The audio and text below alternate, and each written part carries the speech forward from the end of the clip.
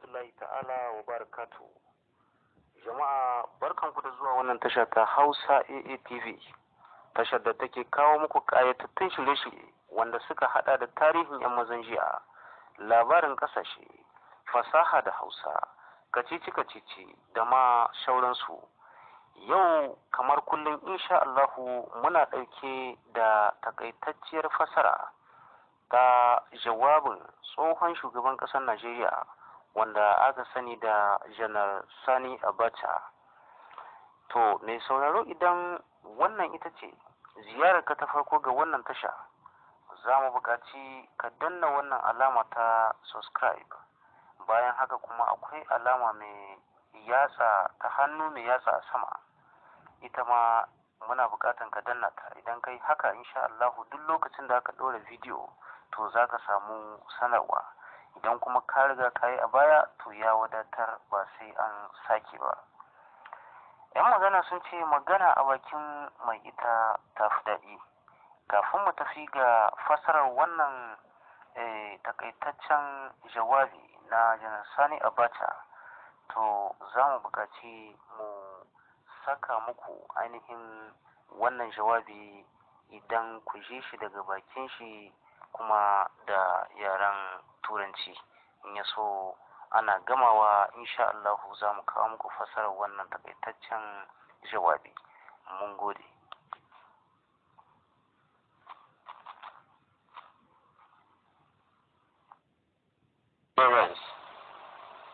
Sequel to the resignation of the former head of the interim national government and commander-in-chief of the armed forces, Chief Janar Sani, and my subsequent appointment as head of state and commander-in-chief, I have had extensive consultations within the armed forces hierarchy and other well-meaning Nigerians in a bid to find solutions to the various political, economic, and social problems which have engulfed our beloved country and which have made life most difficult to the ordinary citizens of this nation.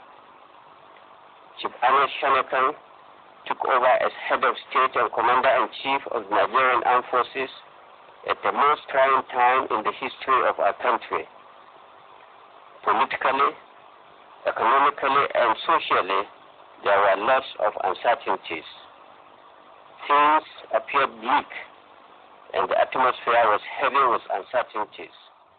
However, driven by the belief in himself, his countrymen, and love for his country, he accepted to face the challenges of our time.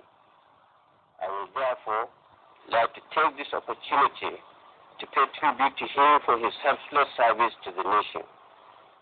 He showed great courage at taking on the daunting task of heading the interim national government, even a greater courage to know when to leave.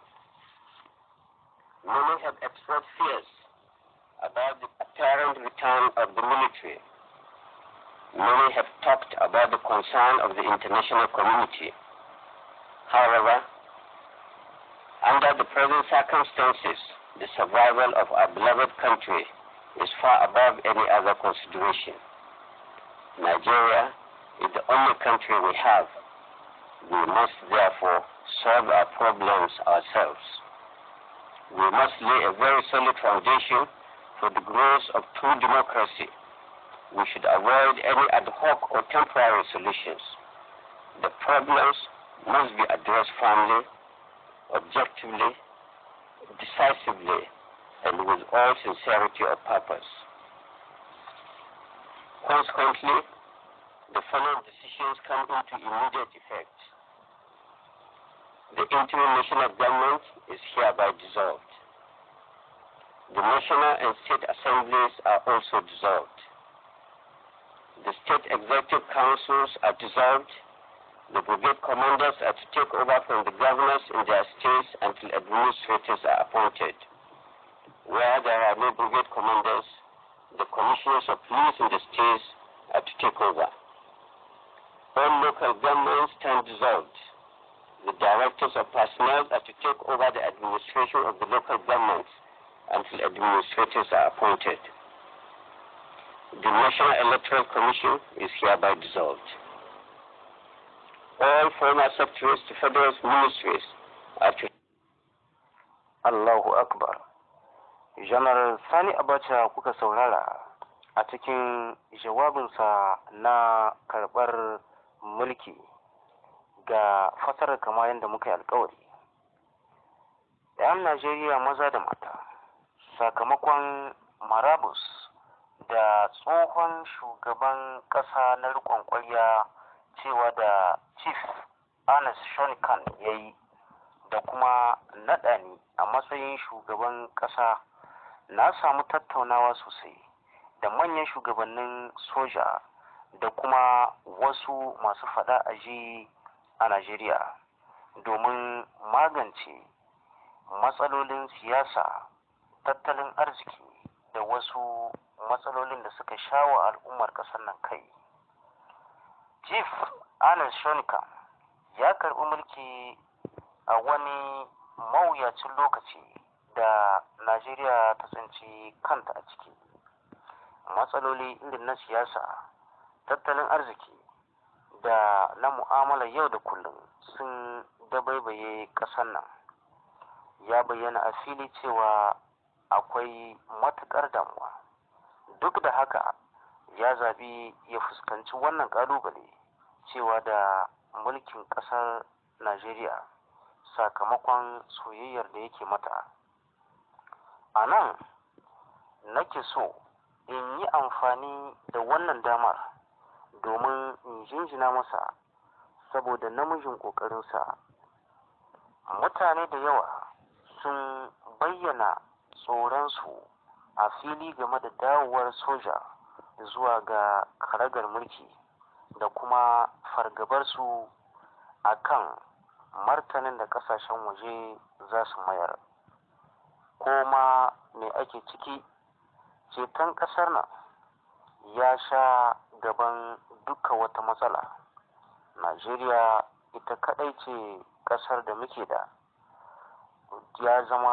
Saboda haka ya zama wajibi mu yi maganin matsalolinmu da kanmu. Dole mu gina ginshiki na kirki zuwa ga tafarkin demokradiyya ta gaskiya. Kame-kame ba zai mana ba domin mu ɗauki mataki na kirki da zai kai mu ga samun mafita. Sakamakon haka waɗannan matakai za su fara aiki nan take. Gwamnatin riƙon ƙwarya an rushe ta. Majalisar ƙasa da na jihohi an rushe su. Gwamnatin jihohi an rushe su. Brigade Commander za su ci gaba da kulawa da jihohi. A inda babu Brigade Commander, kwamishinan 'yan sanda su ci gaba da kulawa da wannan jihohi har lokacin da za a nada sababbin shugabanni. Hukumar ƙananan hukumomi an rushe su. Director of Personnel su ci gaba da kulawa da local government har lokacin da za a nada sababbin shugabanni. Hukumar INEC ko kuma in ce hukumar zaɓe babu ita. Jam'iyyun siyasa guda biyu an rushe su. Duk wani taro ko gangami ta kowace siga haramtacce ne. Wannan shine takaitaccen bayanin da Janar Sani Abacha ya yi a lokacin karɓar mulkinsa bayan gushewar gwamnatin Chief Ernest Shonikan. Masu sauraro, da haka muka kawo ƙarshen wannan shiri, da fatan kun ji daɗin shi kuma insha Allahu za a amfana. Amfanin tarihi shine ka je gwagwarmar da aka yi a baya wanda za ta zama tamkar fitila ta haska maka abin da ake a ciki a yau, sa'annan kuma ta baka dama ka ɗau mataki zuwa fuskantar ƙalubale da zai zo nan gaba. Mun gode matuƙa da haɗin kan da kuke bamu, sai an jima.